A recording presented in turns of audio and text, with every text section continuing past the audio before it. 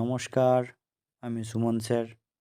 আজকে তোমাদের কাছে নিয়ে হাজির হয়েছি ক্লাস 9-এর ফাইনাল মিনিট জিওগ্রাফি সাজেশন। এই সাজেশনটা আমি রায় মার্টিনের সহায়িকা থেকে করেছি। এই সাজেশনে 5 নাম্বার, 3 নাম্বার, 2 নাম্বার সমস্ত ধরনের প্রশ্ন দেওয়া আছে এবং পেজ ভিত্তিক দেওয়া আছে। এই সাজেশনটা করে গেলে আশা করছি তোমরা একটা ভালো ফল করবে, কিন্তু তার আগে কিছু কথা তোমাদের বলে নিচ্ছি। যেহেতু প্রশ্ন বিভিন্ন স্কুল করে, আবার কিছু স্কুল বিভিন্ন সংস্থা থেকে কেনে, তার জন্য প্রশ্নের ধরন সবার সমান হবে না। তবে যা প্রশ্ন দেওয়া আছে, যেই ধরনের প্রশ্ন করুক না কেন, আমার সাজেশন থেকে কমন পড়বে এই আশা রাখছি। যারা ভালো স্টুডেন্ট তারা খুব খুঁটিনাটি করে পড়ো, যারা দুর্বল স্টুডেন্ট আমি যেগুলো মোস্ট ইম্পর্টেন্ট বলেছি সেগুলোর উপর গুরুত্ব দাও। এখান থেকে প্রশ্ন আনকমন আসবে বলে আমার মনে হয় না। এখান থেকে যা বলেছি তা কিন্তু আসতে বাধ্য। আর এখানে আমি রায়-মার্টিনের সহায়িকাটা ইউজ করেছি। প্রথম অধ্যায় গ্রহরূপে পৃথিবী। এখান থেকে বড় প্রশ্ন 5 নম্বরে, পৃথিবীর গোলাকার আকৃতি সাপেক্ষে প্রমাণ, পৃথিবীর অভিগত গোলক আকৃতি সাপেক্ষে প্রমাণ। এই দুটোর মধ্যে একটা পরীক্ষায় আসবে, একদম ধরেই নাও। অভিগত গোলকটা বেশি ইম্পর্ট্যান্ট। এরপরে যাদের একটু অন্য ধরনের, একটু ডিফিকাল্ট ঘুরিয়ে দেবে, তাদের এইটা দিতে পারে, সৌরজগতের পৃথিবীর সক্রিয় গ্রহ, সৌরজগতে পৃথিবী সক্রিয় গ্রহ, এটি বিবেচিত হওয়ার যুক্তি দাও। বা এটা দিতে পারে, মানুষের আবাসস্থল রূপে পৃথিবীর গ্রহণযোগ্যতা আলোচনা করো। যাদের একটু ঘুরিয়ে দেয় এই ধরনের প্রশ্ন আসবে। আচ্ছা, এখানে জিপিএস বলতে কি বোঝো, জিপিএসের ব্যবহার, এটা 3 নম্বরের দেবে। পৃথিবীর আকৃতি, পৃথিবীর মতো মানে জিওড সম্পর্কে, এটা 3 নম্বরের প্রশ্ন। আমরা পৃথিবীর আবর্তন বেগ কেন বুঝতে পারি না। পৃথিবীর নিরক্ষীয় ব্যাস মেরু ব্যাসের চেয়ে যতটা বেশি, এরূপ হওয়ার কারণ কি। এখান থেকে শর্ট কোশ্চেন রূপে দিয়ে দিতে পারি, পৃথিবীর মেরু ব্যাস কত, নিরক্ষীয় ব্যাস কত, এটা একটু ভালো করে করবে। এখান থেকে আর তেমন কিছু করতে হবে না।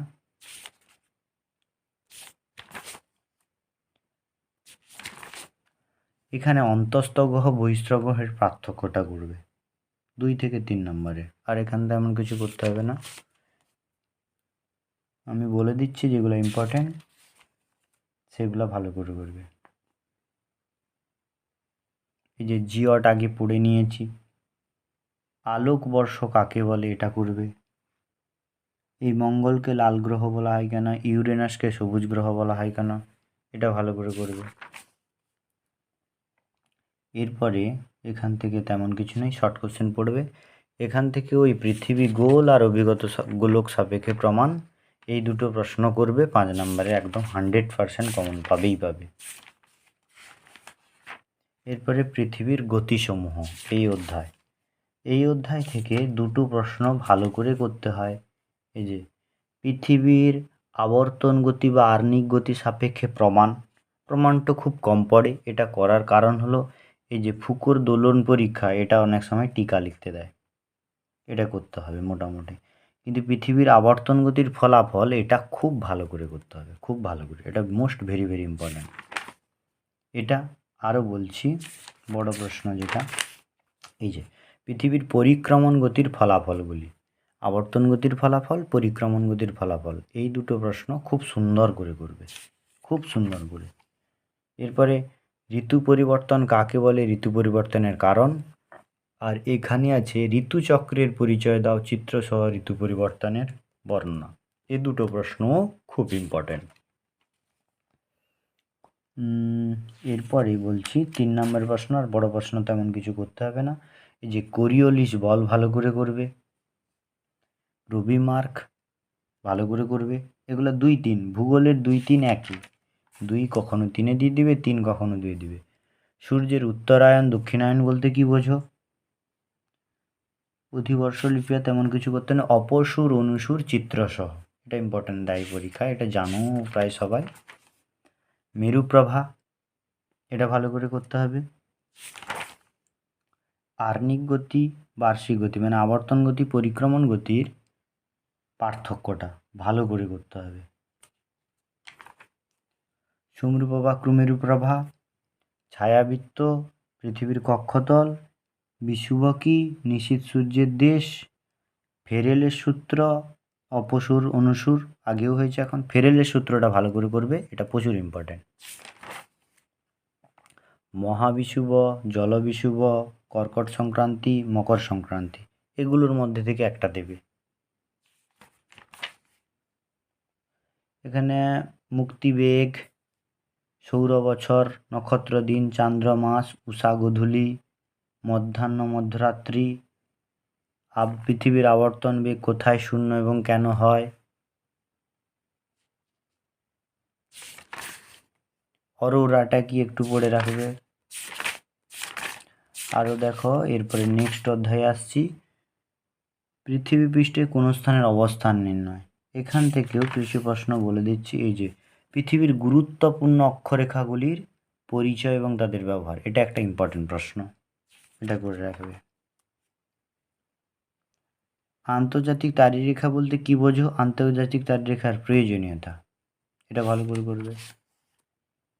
এবারে অঙ্ক, কিছু কিছু অঙ্ক দাগিয়ে দিয়েছি দেখো। এই যে 1 জানুয়ারি 1986 কলকাতায় 88°30' পূর্ব, যখন সকাল 9টা, তখন নিউ ইয়র্কে 74° পশ্চিম, সময় ও তারিখ উল্লেখ করো। এই প্রশ্নটা করতে হয়। সিডনিতে, এটা ইম্পর্টেন্ট, সিডনিতে অনুষ্ঠিত 151°30' পূর্ব অলিম্পিকের খেলার সময় 6টায় অনুষ্ঠিত হলে হকি ম্যাচ দূরদর্শনে প্রচারিত হচ্ছিল। কলকাতায় এত ডিগ্রি হলে, 88°30' পূর্ব হলে কোন সময় সেটি দেখা যাবে, এটা ইম্পর্টেন্ট। এই যে সিডনি, এই অঙ্কটাই দেখো, এই অঙ্কটাও ইম্পর্টেন্ট। এই যে এই দিকের এইটা ইম্পর্টেন্ট নাকি, 8এর দাগেরটা। এদিকে গ্রিনিচ, এদিকে এথেন্স, এখানে সিডনি 14 দাগ, এগুলো মোটামুটি ইম্পর্ট্যান্ট। এখানে দেখো এদিকের অক্ষাংশ, মানে ওইটা, এটা দ্রাঘিমা নির্ণয়ের অঙ্ক। এই এই 1এর দাগের অঙ্ক করবে, এখানে 5এর দাগেরটা করবে মোটামুটি, ওই দিকে করলে এখানেই কমন পড়ে যায়। এই যে এটা, এখানে 2এর দাগেরটা করবে। এই অঙ্কগুলো মোটামুটি একটু দেখে যেতে হয়। এই যে অক্ষাংশ অক্ষরেখা কাকে বলে, অক্ষরেখা বা সমঅক্ষরেখার বৈশিষ্ট্য, এটা পার্থক্য করে দিলে যে অবশ্য হয়ে যাবে। এই যে প্রতিবাদ স্থান বলতে কি বোঝো, এটা 2 নম্বরের। এই যে অক্ষরেখা এবং দ্রাঘিমা রেখার পার্থক্য, এটা একটু ভালো করে দেখে যাবে, এটা ভেরি ভেরি ইম্পর্টেন্ট।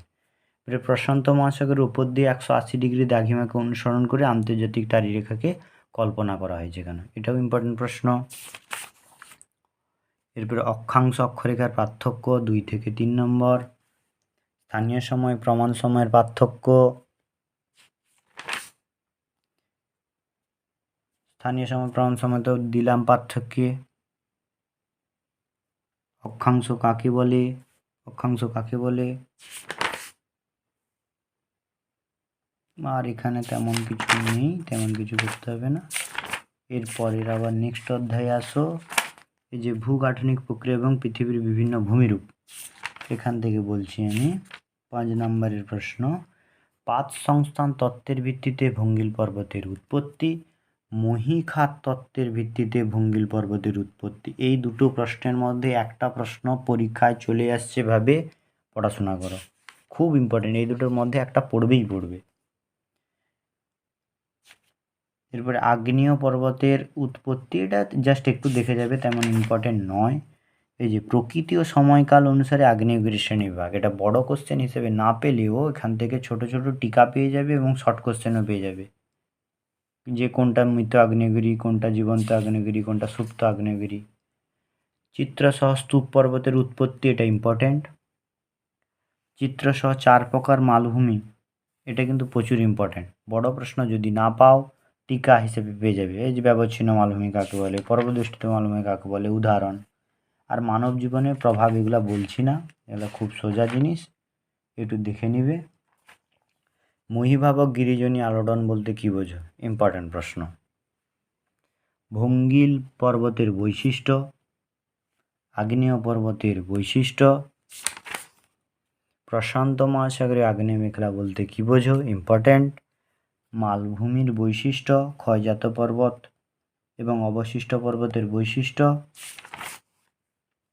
নবীন ভঙ্গিল পার্বত্য অঞ্চল ভূমিকম্প প্রবণ কেন? এটা ইম্পর্ট্যান্ট।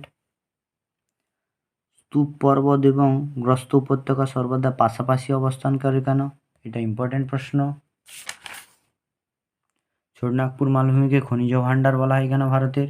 মোটামুটি এটা এই ধরনের প্রশ্ন একটু স্ট্যান্ডার্ড স্কুল যারা তারা করে। সব হোস্ট স্তূপ পর্বত হলেও সব স্তূপ পর্বত হোস্ট নয় কেন? এটা ভেরি ভেরি ইম্পর্ট্যান্ট। মহীভাবক গিরিজনী আলোড়নের পার্থক্য, এটা মোস্ট ভেরি ভেরি ইম্পর্ট্যান্ট, 100 বার পরীক্ষায় এসেছে এটা।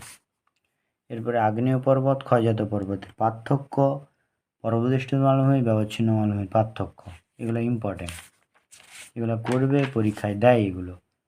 আর এগুলো বিভিন্ন স্কুল যারা টিচাররা পড়ান তোমরা বুঝতে পারবে তারা কি ধরনের প্রশ্ন করবে, কারণ কিছু কিছু সংস্থা প্রশ্ন কিনবে, কিছু কিছু করবে স্কুল থেকে, নাকি? প্রশ্ন সবার এক ধরনের হবে না, কোথাও একটু হার্ড হবে, কোথাও একটু সোজা হবে। মোটামুটি এই সমস্ত যেগুলো বলছি এগুলোর মধ্যে পরীক্ষায় আসার সম্ভাবনা প্রবল। এই যে মহীখাত কাকে বলে, গ্রস্ত উপত্যকা কাকে বলে, এগুলো 2-3 নম্বরের। এই যে ব্যবচ্ছিন্ন মালভূমি, ক্যালডেরা কি, পর্বতবেষ্টিত মালভূমি, বদ্বীপ সমভূমি, পলিগঠিত প্লাবন সমভূমি, অপসারী পাত সীমানা, ইউস্ট্যাটিক আলোড়ন, সমস্থিতিক আলোড়ন, এই যে অভিসারী পাত সীমানা, নিরপেক্ষ পাত সীমানা, পামির মালভূমিকে পৃথিবীর ছাদ বলা হয় কেন, ডেকান ট্র্যাপ কি, এগুলো মোটামুটি একটু ইম্পর্ট্যান্ট, এগুলো 2-3 নম্বরে দেখে যাও। মোনার্নক, বাজাদা, এদিকে আছে মেসা বিউট, এখানে আছে ইনসেলবার্চ, হোস্ট, একটু এগুলো দেখে যাবে, যেগুলো বলছি 2-3 নম্বরে সেগুলো দেখে যাও। বড় কোশ্চেন তো কমন পাবেই, শুধু 2-3 নম্বরে। এরপরে আবহবিকার থেকে দুটো প্রশ্ন করতেই হয়, সেটা সবাই জানো। যান্ত্রিক আবহবিকার সম্পর্কে এবং তার প্রক্রিয়াগুলা, এবং রাসায়নিক আবহবিকার সম্পর্কে তার প্রক্রিয়াগুলা, দুটোই করতে হয়। কেন? যদি যান্ত্রিক বড় প্রশ্নরূপে পড়ে তাহলে রাসায়নিক থেকে ছোট কোশ্চেন রূপে দিবে, আর রাসায়নিক যদি ছোট কোশ্চেন রূপে পড়ে তাহলে যান্ত্রিক বড় কোশ্চেন হিসেবে টিকা দিবে, নাকি? যান্ত্রিক রাসায়নিক দুটোই ইম্পর্ট্যান্ট। এটা একটু জাস্ট দেখে যাবে, জৈব আবহবিকার কাকে বলে এটা। এরপরে যাদের স্কুলে একটু ঘুরিয়ে দেবে, এই যে উষ্ণ মরু অঞ্চলে যান্ত্রিক আবহবিকার প্রাধান্য লাভের কারণ, এটা দেয়। আবহবিকারের ফলাফল, এটা দেয়, একটু ঘুরিয়ে দেয়। কিন্তু সিম্পল যাদের প্রশ্ন হবে ওই আবহবিকার, দুটো আবহবিকার করলেই হয়ে যাবে। মৃত্তিকা সংরক্ষণ আর দিলাম না এগুলো। শিলায় মরচে পড়ে কেন, এটা ভালো করে করবে। পুঞ্জিত ক্ষয়ের সংক্ষিপ্ত বিবরণ 2-3 নম্বরে, 2-3 নম্বর বুঝতে পারছো কোনগুলা। এই প্রশ্নটা ভালো করে করবে। যান্ত্রিক আবহবিকা, রাসায়নিক আবহবিকার পার্থক্য, আবহবিকার ক্ষয়ীভবনের পার্থক্য, আর এই যে স্বল্পমোচন ক্ষুদ্রকণা বিচরণের পার্থক্য দিলাম না, ওইখানে পড়লে বুঝতে পারবে কোন পার্থক্য তোমরা করবে, কোনগুলা করবে না। এই যে এগুলো দিচ্ছি না, অক্সিডেশন, এখানে হিউমাস পড়বে, হিউমাস। রেগোলিথ কী পড়বে, ঝুম চাষ টিকা পড়বে। নগ্নিভবন কাকে বলে, ট্যালাক্সক্রি, নাকি? এইগুলো করবে। এখানে সেলাম, ফালি চাষ, ধাপ চাষ, কাস্ট ভূমিরূপ, টেরারোসা এখানে আছে। টর কি, এই যে চাষগুলো না একটা দেয়, এই চাষগুলো ভালো করে করবে। আর এখান থেকে তেমন কিছু নয়। এরপরে আমরা চলে আসছি দুর্যোগ বিপর্যয়। এখান থেকে কয়েকটা জাস্ট প্রশ্ন করতে হবে। দুর্যোগ কাকে বলে, বৈশিষ্ট্য। বিপর্যয় কাকে বলে, বৈশিষ্ট্য। বন্যা, খরা এগুলা দিচ্ছি না, এগুলা যদি নিয়ন্ত্রণের উপায় পড়ে মোটামুটি সবাই পারবে, আর এগুলো আমি দিচ্ছি না। এখানে যেগুলো মোস্ট ইম্পর্ট্যান্ট, এই যে হিমালয় পার্বত্য অঞ্চল অধিক ভূমিকম্প প্রবণ কেন, এটা আগেও বলেছি। মোস্ট যেগুলো ইম্পর্টেন্ট সেগুলাই দিচ্ছি। এই যে এই প্রশ্নটা খুব ইম্পর্টেন্ট, বিপর্যয় ব্যবস্থাপনা বলতে কী বোঝো? খুব ভালো করে করো এটা। আরও একটা দিচ্ছি, এই প্রশ্নটা দেয় বিপর্যয় ব্যবস্থাপনায় বা বিপর্যয় মোকাবিলায় শিক্ষার্থীদের ভূমিকা। এটা কিন্তু পরীক্ষায় অনেকবারই দিয়েছে বা দেয়। দুর্যোগ বিপর্যয় পার্থক্য, এই প্রশ্নটা পরীক্ষায় পড়ে, অনেকবারই পড়ে, এটা ভালো করে করবে। সব বিপর্যয় দুর্যোগ, কিন্তু সব দুর্যোগ বিপর্যয় নয় কেন? এই প্রশ্নটাও খুব সুন্দর করে করবে। সুনামি টিকা করবে, হিমানি সম্প্রপাত টিকা করবে, ব্লিজার্ড টিকা করবে, ব্লিজার্ড। আর এখানে তেমন কিছু নয়। হড়পা বানটা একটু দেখে রাখবে। এরপরে নেক্সট অধ্যায় ভারতের সম্পদ, এখানে আসছে। প্রথম প্রশ্ন, সম্পদ কাকে বলে? সম্পদের বৈশিষ্ট্য। এই প্রশ্নটা পরীক্ষায় দেয় এবং দিতেও পারে এই প্রশ্নটা, এটা একটু সুন্দর করে করবে। যা বলছে এখান থেকে অবশ্যই কমন পাবে, অবশ্যই দেখে মিলিয়ে রাখবে। সম্পদ সৃষ্টির উপাদানগুলি আলোচনা করো।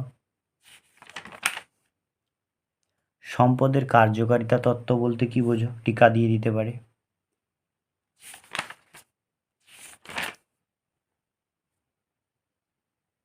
এই জ্ঞানই হলো সম্পদের প্রকৃত জননী, কারণ ব্যাখ্যা করো। সম্পদ সংরক্ষণ বলতে কি বোঝো? সম্পদ সৃষ্টিতে মানুষের দ্বৈত ভূমিকা, এটা ইম্পর্ট্যান্ট প্রশ্ন। আর এগুলা যে বললাম এগুলো একটু চোখ বুলিয়ে যাবে। পুনর্ভব সম্পদ, অপুনর্ভব সম্পদের পার্থক্য, এটা খুব খুব খুব ইম্পর্ট্যান্ট। ছোট হাত বড় হাতের ম্যান, ছোট হাতের ম্যানের পার্থক্য। আর যেগুলো বলেছি সেইগুলো, এর বাইরে কিছু করতে হবে না। এরপরে কি আছে? খনিজ সম্পদ। আচ্ছা, খনিজ সম্পদের এখানে দুটো বন্টন ভালো করে করতে হবে।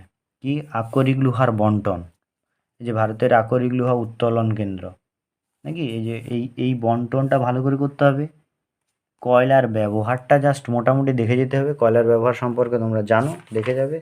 এরপরে কয়লার বন্টন, লোহার বন্টন আর কয়লার বন্টন, এই দুটোর মধ্যে একটা পরীক্ষায় দেয়। আর একটা কি?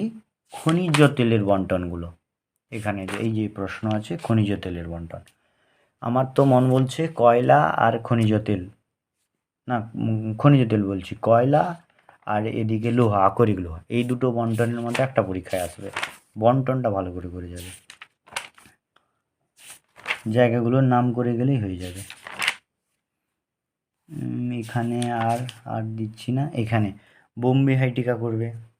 ওপেক পরীক্ষায় আসার সম্ভাবনা প্রবল, ওপেক টিকা খুব খুব মোস্ট ভেরি ভেরি ইম্পর্ট্যান্ট এটা। কয়লাকে কালো হিরে বলে কেন? ওএনজিসি টিকা, সাগর সম্রাট, সাগর বিকাশ। তরল সোনা কাকে এবং কেন বলা হয়?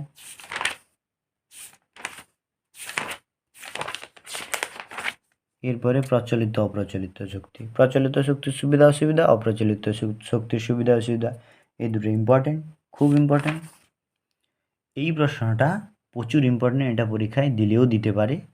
কি? পূর্ব ভারতের অধিকাংশ তাপবিদ্যুৎ কেন্দ্র গড়ে ওঠার কারণ, ভেরি ভেরি ইম্পর্টেন্ট প্রশ্ন কিন্তু এটা। এরপরে ভারতের জলবিদ্যুৎ শক্তি উৎপাদনের অনুকূল ভৌগোলিক পরিবেশ, এটা মোটামুটি একটু দেখে যাবে। দক্ষিণ ভারতের নদীগুলি জলবিদ্যুৎ উৎপাদনের পক্ষে অনুকূল হওয়ার কারণ, এটাও most very very very very important, এটা বলে দিলাম আমি। এরপরের প্রশ্ন, বর্তমানে ভারতের অচিরাচরিত শক্তির উৎপাদনের উপর অধিক গুরুত্ব দেওয়া হয়েছে কেন? উত্তর ভারতের জলবিদ্যুৎ, দক্ষিণ ভারতের জলবিদ্যুতের পার্থক্য। এখানে আর একটা পার্থক্য দেয়, প্রচলিত অপ্রচলিত শক্তির পার্থক্য। এদিকে আছে বিশাল বড় পার্থক্য, নোটা দেওয়া আছে, এই পার্থক্যটা করে যাবে, এটা পরীক্ষায় দেয়। এনটিপিসি টিকা কাকে কালো হিরে বলা হয়, কেন বলা হয়?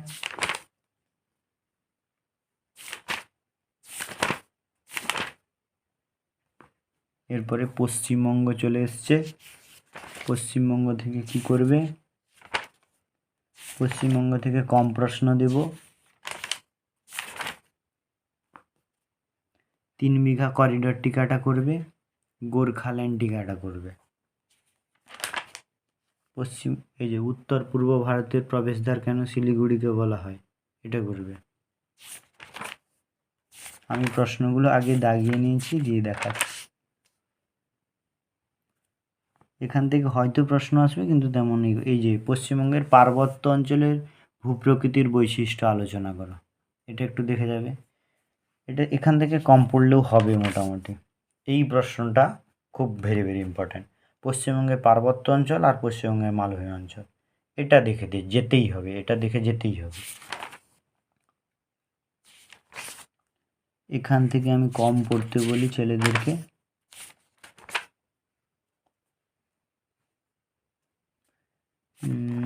আর এরপরে করবে এই যে পশ্চিমবঙ্গের জলবায়ুতে মৌসুমী বায়ুর প্রভাব আলোচনা করো। এটা করে গেলে টেনেও কাজে লেগে যাবে, এটা করে যাবে। পশ্চিমবঙ্গের মৃত্তিকার বর্ণনা দাও। এবার মৃত্তিকাগুলোর মধ্যে পলি মাটি ভালো করে পড়তে হবে, ল্যাটেরাইট মাটি ভালো করে পড়তে হবে, দুটো। এখানে পটজল মাটি ভালো করে মোটামুটি পড়তে হবে। আর এখান থেকে তেমন কিছু করতে হবে না, পশ্চিমবঙ্গ থেকে কম পড়লেই চলবে মোটামুটি। দিচ্ছি, আমি বলছি। এই যে এই প্রশ্নটা ভেরি ভেরি ইম্পর্ট্যান্ট। উত্তরবঙ্গের নদ নদী, দক্ষিণবঙ্গের নদ নদী, এটা খুব ইম্পর্ট্যান্ট। পার্থক্য, খাদার ভাঙ্গারের পার্থক্য করবে। কালবৈশাখী, পশ্চিমী ঝঞ্ঝা, আশ্বিনে ঝড়, মৌসুমী বায়ু, এই প্রশ্নগুলোর মধ্যে একটা পরীক্ষায় দেয় বাবা।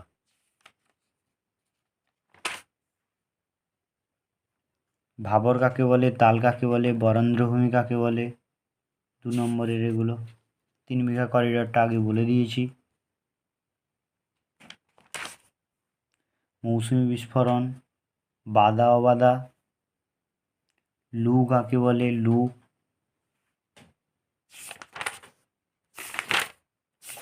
এরপরে নেক্সট অর্থনীতি, ধান চাষের ভৌগোলিক পরিবেশ, পাট চাষের অনুকূল ভৌগোলিক পরিবেশ, আর চা চাষের অনুকূল ভৌগোলিক পরিবেশ। এই তিনটের মধ্যে একটা দিবে। তোমরা ধান আর চাটা খুব সুন্দর করে করবে। এবারে পশ্চিমবঙ্গে পাট শিল্পের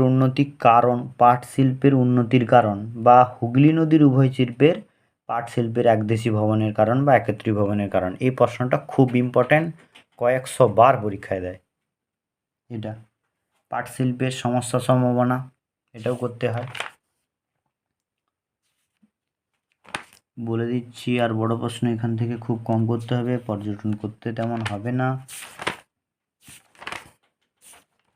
দেখো, এই যে হলদিয়া বন্দর গড়ে ওঠার কারণগুলি আলোচনা করো, বা কলকাতার সহযোগী বন্দর হিসাবে হলদিয়া বন্দর গড়ে ওঠার কারণ, এটাও অনেকবার পরীক্ষায় দেয়। যাদের একটু ঘুরিয়ে প্রশ্ন করবে এই ধরনের প্রশ্ন আসবে। হাওড়াকে গ্লাসগো বলা হয় কেন, দুর্গাপুরকে ইস্পাত নগরী বলা হয় কেন, 2-3 নম্বরের জন্য। শিল্পগুলা সেদিকে দিচ্ছি ছোট প্রশ্ন হিসাবে। দেখো এখানে তেমন করতে হবে না। এই যে শহর আর মহানগরের পার্থক্য, এখানে ক্ষুদ্র শিল্প কুটির শিল্পের পার্থক্য। এরপর টিস্কোটা ভালো করে রাখবে, টিস্কো। আর এখানে না, এখানে বন্দরের পশ্চাৎভূমি ভালো করে পড়তে হয়, এদিকে সেল পড়তে হয়, খাদ্য প্রক্রিয়া শিল্প এটা পড়তে হয় 2 নম্বরের জন্য। দুর্গাপুরকে ভারতের রুর বলা হয় কেন, মহানগর কাকে বলে, আউটসোর্সিং কি, এটা খুব ইম্পর্টেন্ট। এরপরে শেষের অধ্যায় মানচিত্র স্কেল, এখান থেকে বড় প্রশ্ন পড়ে না তেমন। ক্ষুদ্র স্কেল মানচিত্র কাকে বলে, বৃহৎ স্কেল মানচিত্র কাকে বলে, তাদের ভাগগুলা। এখান থেকে যেটা পড়বে বলে দিচ্ছি, এই প্রশ্নটা পরীক্ষায় পড়বে। ভূবৈচিত্র্য সূচক বা ট্রোপোগ্রাফিক্যাল মানচিত্র কাকে বলে, তার বৈশিষ্ট্য, এটা পরীক্ষায় আসতে পারে। মৌজা মানচিত্র দেখে রাখবে জাস্ট, মানচিত্রের গুরুত্ব ব্যবহার একটু দেখে রাখবে।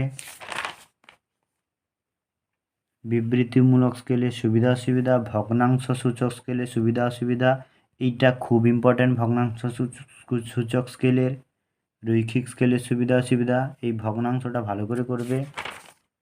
এ দেখো, ক্ষুদ্র স্কেল মানচিত্র, বৃহৎ স্কেল মানচিত্রের পার্থক্য, বিবৃতিমূলক স্কেল, ভগ্নাংশ সূচক স্কেলের পার্থক্য,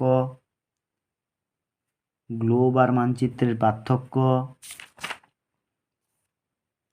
স্কেল কাকে বলে ইম্পর্ট্যান্ট, রৈখিক স্কেল ভেরি ভেরি ইম্পর্ট্যান্ট, ভগ্নাংশ সূচক স্কেল বা আরএফ, এটা বারবার বলছি, এটা খুব ইম্পর্ট্যান্ট, এটা পরীক্ষায় আসবেই আসবে। আর এদিকে তেমন কিছু নেই। এই যে মানচিত্রের বইকে অ্যাটলাস কেন বলা হয়েছে, বিষয়ভিত্তিক মানচিত্র কি, কার্টোগ্রাফি কি, এই প্রশ্নগুলো করলেই পরীক্ষায় পেয়ে যাবে, তেমন কিছু আর চিন্তা করার কিছু নেই। ভালো করে পরীক্ষা দাও। বই ভিত্তিক দিলাম, অনেক প্রশ্ন হয়ে যাচ্ছে মনে হচ্ছে, কিন্তু ভালো রেজাল্ট করার জন্য পড়তে তো হবে একটু, নাকি? চিন্তা করার কিছু দরকার নেই, এর ভিতর থেকে তোমরা কমন পাবেই পাবে একদম। সবাই মন দিয়ে ফাটিয়ে একদম পরীক্ষা দাও। এই ভিডিওটা যদি তোমার উপকারে কাজে আসলো, তাহলে একটা সাবস্ক্রাইব করে দিও। Thank you.